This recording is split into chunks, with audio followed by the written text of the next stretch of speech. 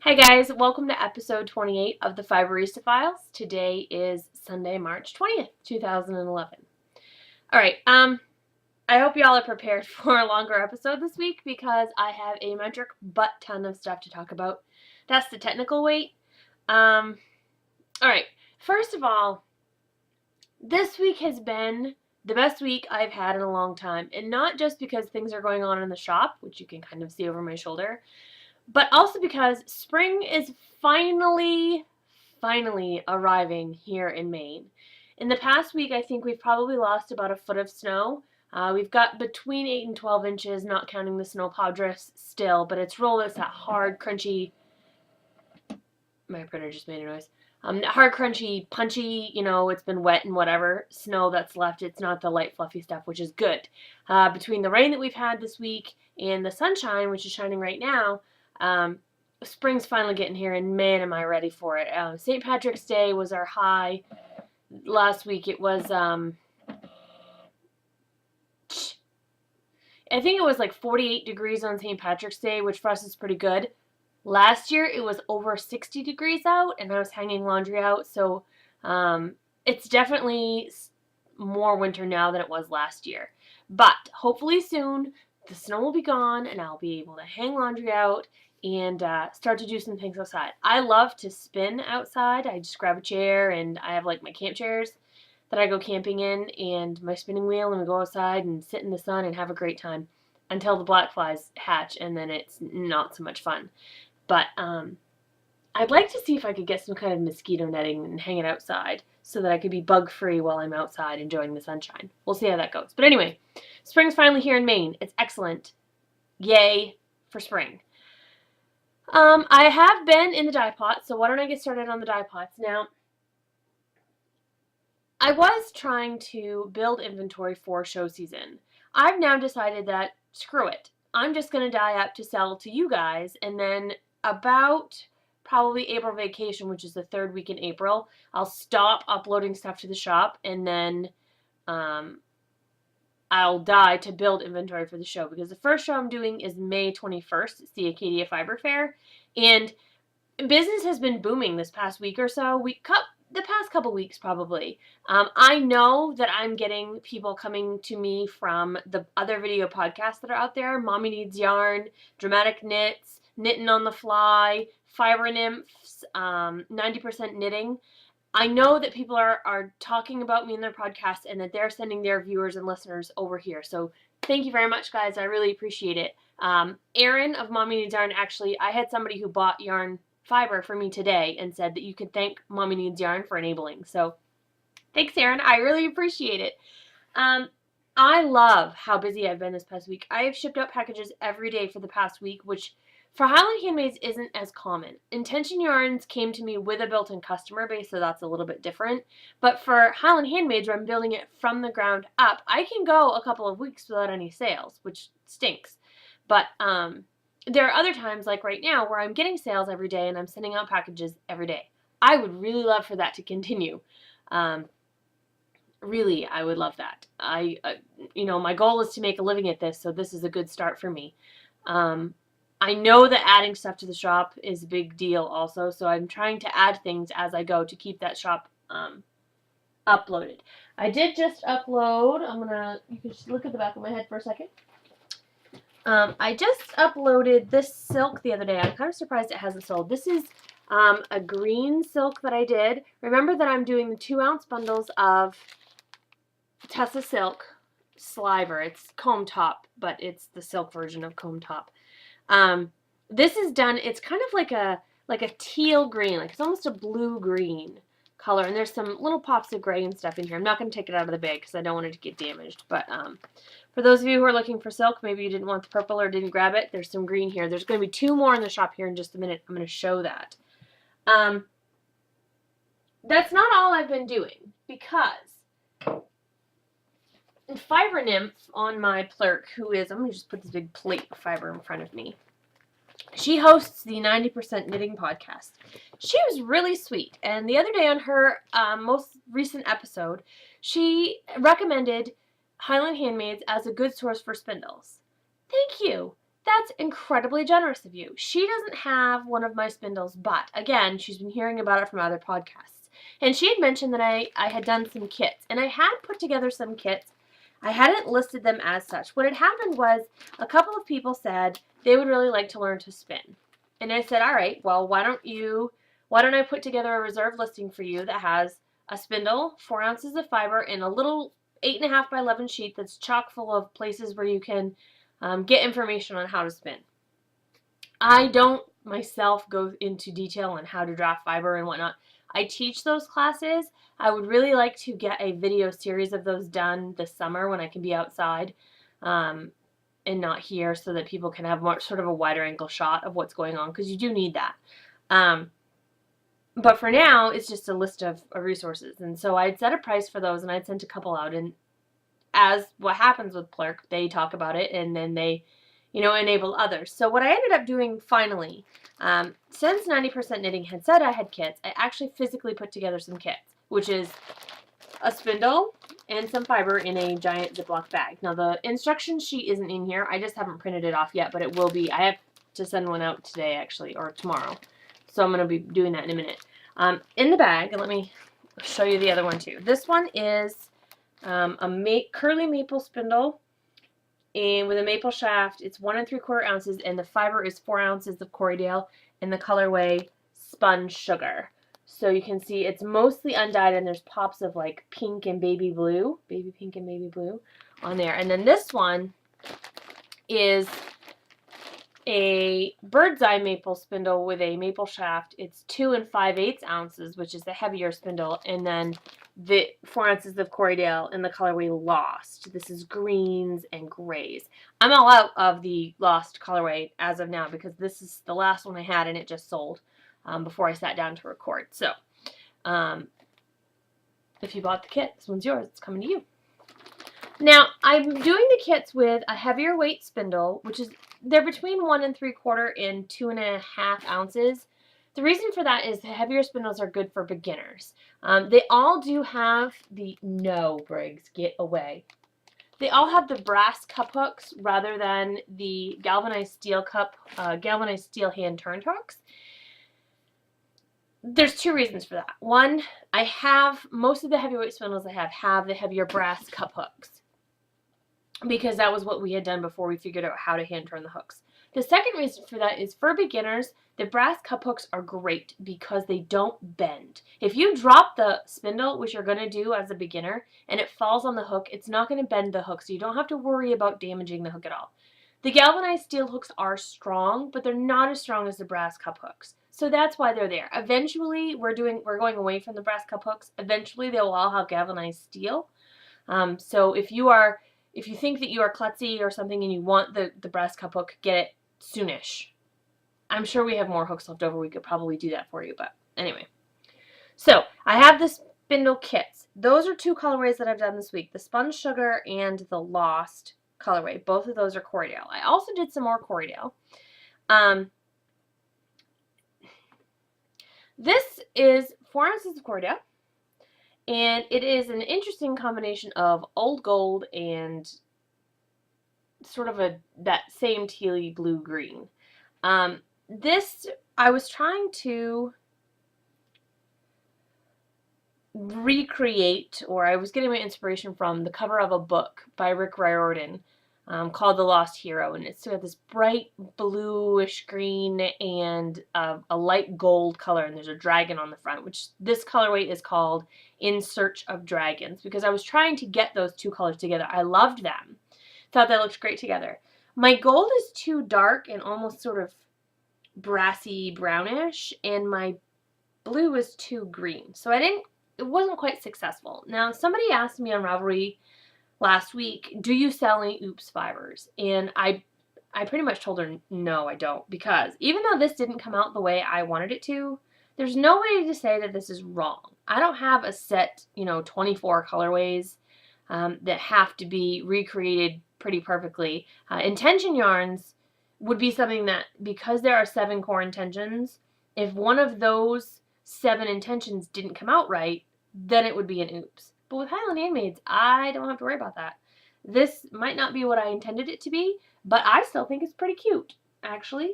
I think, especially spun up, this gold and the green would twist together and they would be beautiful. I'm also trying hard because I know that there are some guys out there who are in the knitting and spinning community. I try hard to get some gender neutral fibers. So if you were out in public with this and you were a guy, you wouldn't be embarrassed.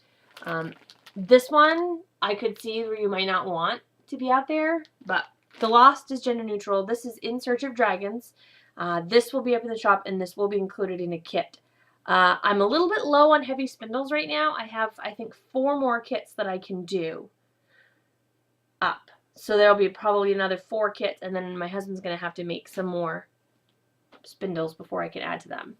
This one is called Vintage. It is deep sort of aubergine, purpley, plummy purple, and then this gold color. It's almost a chartreusey gold. There's almost hints at green, although it's not really green. Kind of a sickly gold. I've done this colorway twice. Both times I've done this, it was not supposed to look like this. It was supposed to be Motion, which is red with a hint of purple, and then a bright orangey gold. And I haven't recreated it. I think I wrote down the recipe wrong. I think that's why that's coming out like this, because I've done this twice. Well, if I can do this twice, there's no reason I shouldn't be able to do the other one twice as well. Hasn't worked out for me. Again, this isn't technically an oops. I just gave it the other name and renamed it. Instead of Motion, it's Vintage. There's nothing wrong with this fiber. There's no reason, I can't just make it a new colorway. I think it's pretty. I like it. And again, that's Corriedale as well. I'm out of Corriedale for right now. I will be placing another order because I believe strongly that Corriedale is a great fiber for beginner spindlers. There are several reasons I believe that. First, Corriedale is a longer stapled fiber, which means that your hands have a longer time to work before you have to worry about the fibers coming apart. Your hands have more time to catch up to what they need to be doing, which is excellent for beginners. Really short stapled fibers are harder to do that with. Like merino, for example, is a more difficult fiber to learn on. The second reason is it's a little bit more coarse than Blueface Lycer. I'm going to tell you what this colorway is in a minute. But you see how floppy this braid is? And this braid is not floppy. Do you see the difference? Like, they just don't move the same. Because this is a coarser fiber, so it's a little bit firmer. It creates a firmer fabric than this one. Maybe y'all can't see that, and that's just in my head. But to me, this was floppier. This is BFL, Blueface Lycer, and this is Corriedale. So because it's a coarser fiber, it's a little bit stickier. The fibers tend to grab each other a little bit better, which again, you want as a beginner. You want those fibers to grab a hold of each other so that you don't drop the spindle. And the third reason that I really recommend it is because it's an inexpensive fiber. It's good, but it's a little bit less expensive than, say, silk or, even the merinos and things like that. Corriedale is a cheap, cheap fiber. I should say inexpensive, not cheap. This is combed top, not roving. You can get roving pretty cheaply, especially from local farmers and things like that, because roving equipment, carding equipment is more plentiful in the US than combing equipment. But combed top aligns the fibers parallel to each other. Do not confuse combed top and roving because they are very different. Combed top, all the fibers are parallel. They're all lined up like spaghetti, uncooked spaghetti in a box. And so they slide together. If you are just learning how to draft fibers, the ability for you to pull those fibers apart is fantastic. In roving, it's like cooked spaghetti, where all of the strands are all curled all around each other, and it's much harder to pull those fibers apart in a clear and consistent way. So I recommend Corriedale combed top. I'm not the only person who sells it. Don't feel like you have to buy it from me. I hope you buy it from me, but you don't have to. It's good stuff. So those will be up in the shop soon. This is Vintage. This is In Search of Dragons. Now, I am getting into my BFL stash now, my BFL fiber. And I'm sorry, my hair is a mess today, guys. I apologize. The BFL is one of my favorite fibers to spin. I love BFL. I love superwash BFL even more than regular BFL, but I'm telling you, regular BFL is good too. It's so smooshy. BFL is another longer staple fiber. This is a great second fiber for beginners. Once you've spun the Corriedale and you kind of have a grasp on the basics, move on to some BFL. You can see the crimp on this stuff is fantastic. It's all like curly and wonderful. I mean, it's just so cute. I just love it. And it's very, very soft. It's a long wool, but it's a smooth long wool. Very soft, very lustrous. It has a little bit of sheen to it. It's gorgeous and so soft and smushy.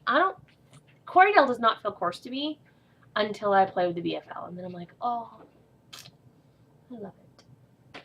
So this is called Found. This is exactly like Lost, which is the green and silver one, only I did red instead of green, so Lost and Found. Get it. This is BFL. It will be up in the shop soon. I may or may not put that together with a kit because, like I said, it's not the best for beginners. Let's see, what else have I dyed? I have notes today. I've had notes the last several weeks, actually. Okay. I also dyed some silk. Again, I'm using the silk as dye stoppers, as ways to use up excess dye when I have extra left over so it doesn't go down the drain. So, I dyed up a pink and mulberry, which I'll talk about the yarn here in a minute. Mulberry is this deep red color. It's not quite as purple as it looks on your screen. I'm trying to find a spot that hasn't been touched, but I can't really. It's this red right here. It's a plummy red. It's on the purple side of red, but it's a red. And I also dyed, when I had the red, this maroon color, when I left over, I put a bunch of water in it, so it was a very light value of that color, and I dyed, it came out pink. So here's the silk. Now, if you have never dyed silk and you try it, don't be alarmed when it looks like this. This is silk. This is a Tussa Silk Sliver, which is basically combed top.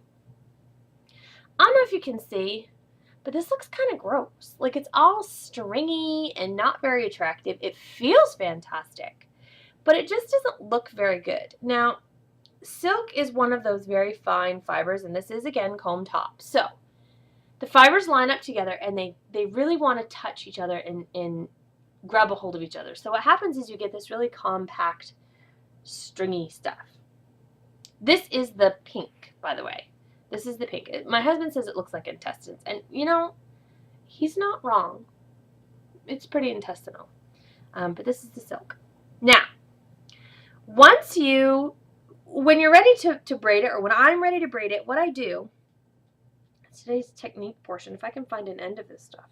Haha, right here. You see, this is the end.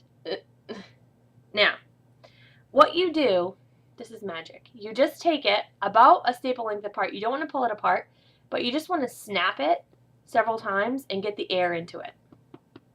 Break up the fiber, the bonds holding those individual strands together. And what was stringy like this becomes beautiful like this. I want to show you an example. I lobbied hard to keep this silk. My husband won't.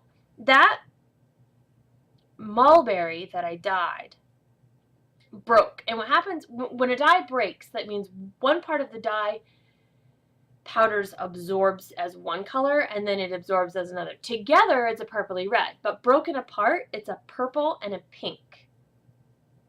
Okay, let me show you what I mean.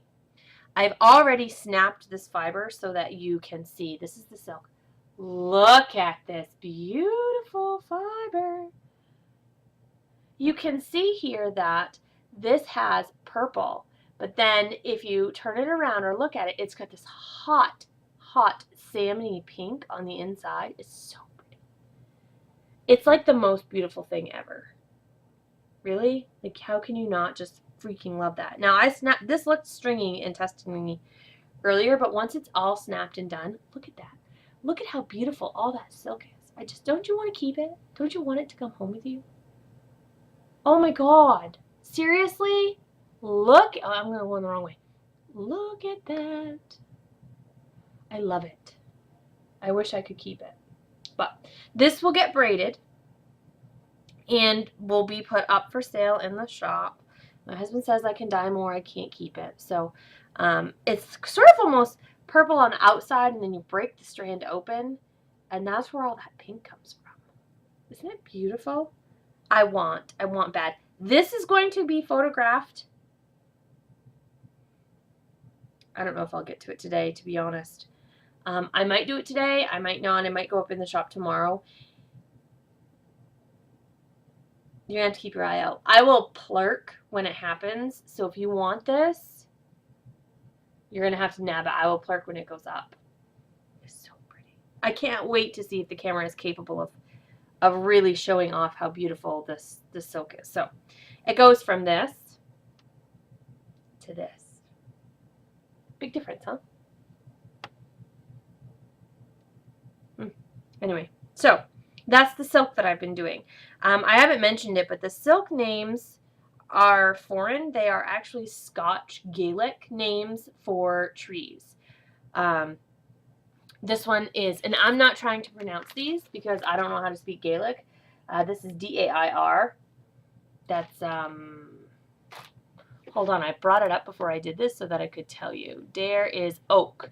So one will be E-A-D-H-A, aspen, and the other will be F-E-A-R-N, which is alder. Yeah, it had fern. I don't know. Be something. Anyway, so they're all Scots Gaelic. I don't know if you can see too, but this is not my usual label. I had to make a new label suite, and I really struggled with this. I didn't want to, but the person who did my labels for me wasn't able to complete an entire label suite before she got pulled onto another project. Now, these labels are free for me. This is a woman who is a web genius and who is fantastic at Adobe Photoshop and all of those things. So she offered to do my label suite for me, and we did a couple, and I looked at them, and we tweaked them and changed some fonts and stuff. I love them. I don't have any here, obviously, of the old label, but I love them. However, I got a couple of yarn labels, and then I didn't get any fiber labels, and I've added to my yarn bases since then, so I don't have a complete label suite, and I didn't want, at shows, to have different types of labels. So I went onto a website that did free business cards and just printed a bunch of business cards so that I have, and I use them on cardstock, and this is what my label looks like now. It's got green pine motif here, and then it has Highland Handmades. This is pitch pine top because pitch pine top is feltable. That's not going to focus, is it? And then the colorway name, and then it gives you the information. This is 4 ounces of Falkland, and then there's my web address on the bottom. Very simple, very straightforward, free. Not as beautiful as what I had before, but I wanted everything to be done and consistent, so that's what it was. This is what I was using for my Falkland. This was my label. It was done in Microsoft Word. It's just a piece of crap.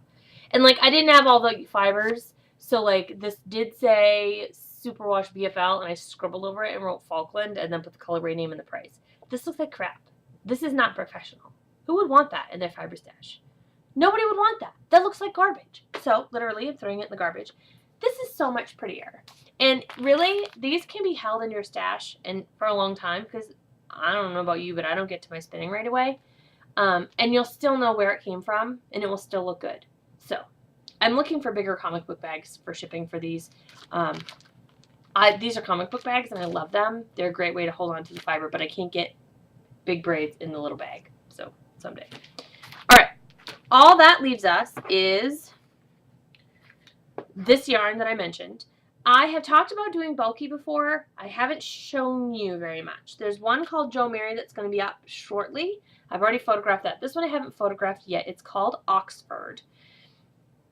It is light blue, light bright blue, a medium blue. It goes down into a dark blue. And then that mulberry red. And then I allowed the dyes to sort of blend here. So you've got kind of a purpley aspect in there as well. So this is going to be, I'm keeping one skein for me. And it is going to become a Starving Artist hat, I believe, from Lala of the Knit Girls.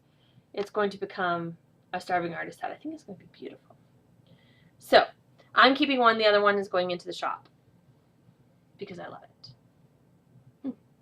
This is 100% Peruvian wool in a bulky weight. It has a very happy twist. You can see the twist angles are very, very good. This is almost a 45-degree twist angle. I love it. So pretty.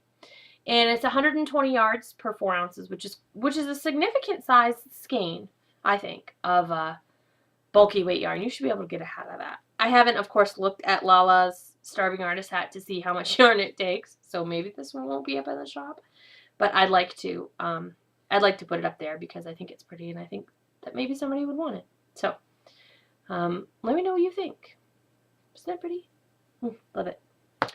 Okay. Oh, and I might as well show you. These are my new yarn labels. They look almost the same, only they have care instructions right there.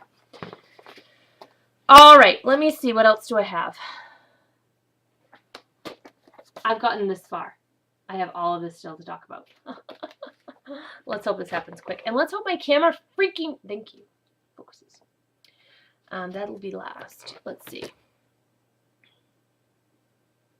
Talked about the silk. Talked about the new labels.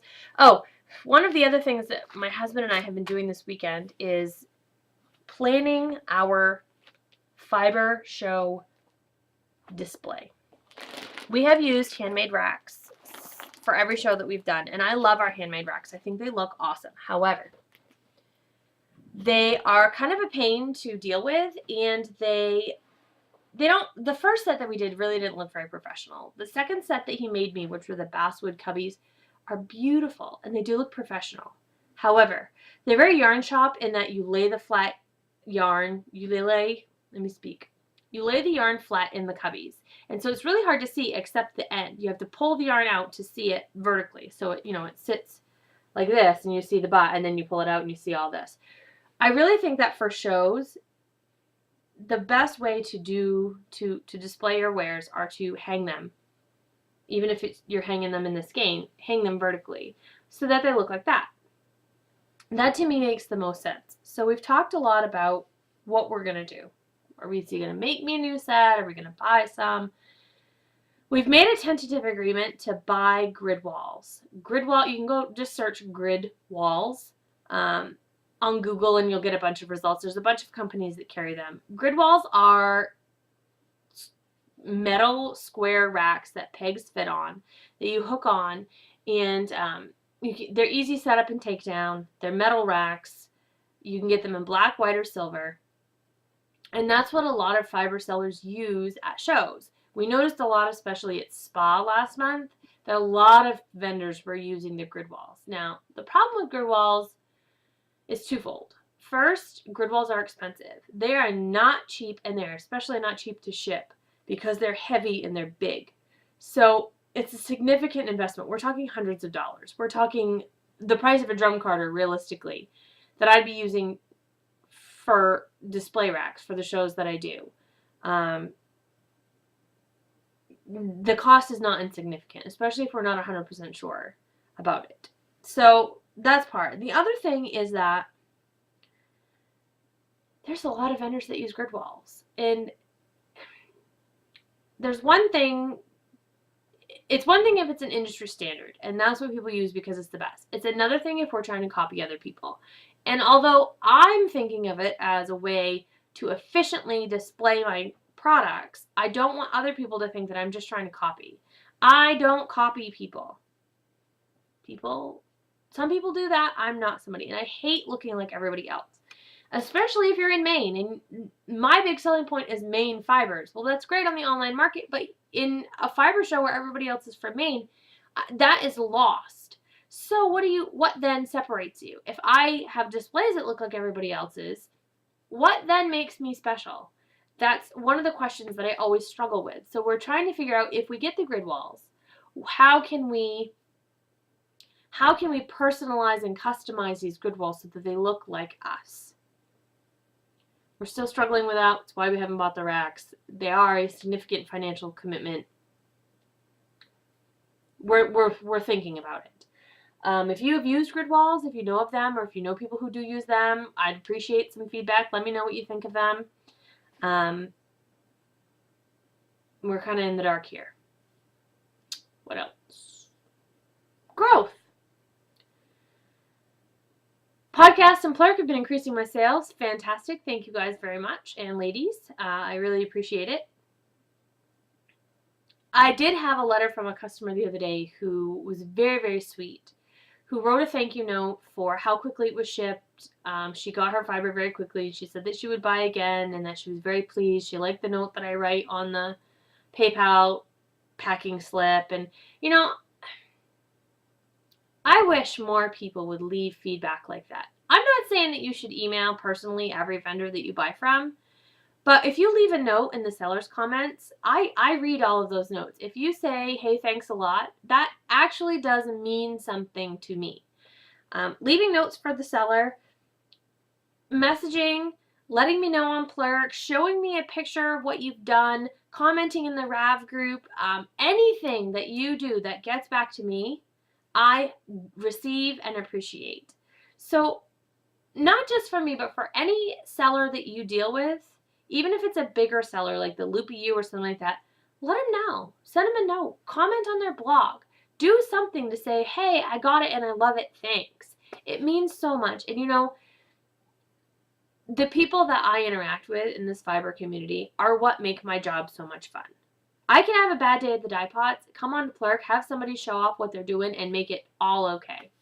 So thank you, all of you who leave comments and feedback and let me know what you're doing with your stuff. And for those of you who don't, I hope you'll consider it because it really does mean a lot to me. That sounds kind of cliche, but in this case it's true. So thank you very much for all of that. I did just order a small, very small order of yarn. I ordered a new cone of sock yarn and a new cone of lace yarn. I need to get back to the lace quickly because that lace is going very quickly and I need to get that back in the shop. I was going to order more, but PayPal has this $500 a month limit that you can only transfer $500 a month from PayPal to your checking account. PayPal will not give me a debit card to use with my account, which I could then use to buy fiber, because I have a P.O. box, and they won't ship to P.O. boxes. Now, there's nothing I can do about this. I have tried. They won't ship to a P.O. box. I can't change my address because they validate your address based on your other credit card information, and all of my credit cards go to the P.O. box. So even if I tried to get it delivered to my house, which is impossible because we don't have home delivery, I still can't get it because all of my other bills are in the P.O. box. So I can't do it that way. There's just nothing that I can do to get this debit card. And I've called, and you have to go through this whole big process. It's this big frustration. It's very frustrating, especially when I have hundreds of dollars in my PayPal account that I can't touch. Here comes my husband. I can't touch that because I've met my $500 limit. So I've been frustrated. However, I was very fortunate that this past week I've been teaching my husband how to do the shipping from the orders, how to pack the orders, how to print the packing slips, print the shipping labels, how to affix it to the box, how to bag it all up, all of that.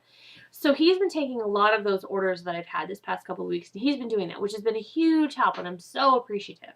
Well, now he's been spending time on PayPal. He texted me one day and he said, did you know you can verify your account and lift your $500 a month limit? I said, what? He said, yeah, all you got to do is click a couple things and you can lift that $500 a month limit on your removal of your funds. And I said, baby, no, it already says at the top of my PayPal that I'm a verified member. I'm a premier member. My account's verified. He goes, well, will you just look at it? All right. So I went and looked on it. And there's 3 ways to verify your account, and you have to do 2 of them. The first way is to verify your bank account, which I'd already done because I already put money into my bank account. So that part was done. The 2 other ways were to verify your credit card, something. I don't remember if it was the number or the address or whatever it was. And the second way was to verify your social security number. Yeah, right. Yeah, right. Yeah, right. Like it's going to be that easy. So I clicked on the social security number option and I typed in my social security number and I hit enter. It brought me back to the main page. I hit refresh and all of a sudden it didn't say that I was at my limit anymore. It was that stinking easy. I have been laboring under this $500 a month limit for withdrawing my funds for a year. And all I had to do was type in 1, 2, 3, 4, 5, 6, 7, 9 numbers and hit enter and it was done like that. So now that I can remove those funds from PayPal into my checking account, where I do have a card associated with that account and can order things from that account, I need to put in another big supply order because I have a bunch of stuff that I need to buy, and now I can. All I'm waiting is, it takes a couple of days for the money to get from PayPal to my bank account. So that's all I'm waiting for. So I did put in a little order, but I'm going to have a much bigger order soon. Because my husband's a genius and I'm an idiot. I can't believe I didn't even look at that before. Whatever. So now you know. So if you are starting your own Etsy shop and you have PayPal, go ahead and verify that now, because you're going to need it for later. Let's see. I think that's pretty much all I had for this week. I'm sure this is like a 45-minute episode. I'm sorry. I told you it was going to be long. As always, feel free to leave a comment here on the podcast. You can come to the Ravelry group, Highland Handmades, on Ravelry or Intention Yarns, and leave comments in there. I love to hear from you guys. You can always email me, heather@highlandhandmades.com or reveal@intentionyarns.com if you have a question or anything like that. What other ways are you to get to me? I'm Boutros Babe on Plurk, BOUTROSBABE, and as well as on Plurk. I'm also Boutros Babe on Plurk, so feel free to get a hold of me there. As always, you can leave reviews for me on iTunes if you feel like it. I think I still have 6 reviews, and I think I gave myself 4 of those. So leave some reviews, especially the ones with comments. Again, I love hearing from you guys and hearing what you think. You can donate via the donate button here on the podcast down there if you'd like to support me. I do have, this week, I have to pay my hosting fees, so $119. And if you donate $25 or more, I'll send you a free t-shirt that says either Highland Handmades or Fiberista, depending on what you prefer. And always, I'll be at Fiber Show starting in May, so you can always come and visit me there. I hope to have an events page here on the podcast/blog soon. I have to figure out how to change the code on my themes in order to get that to show up. So hopefully soon that'll be there as well. So until next time, guys, happy spinning and knitting, and thanks for tuning in.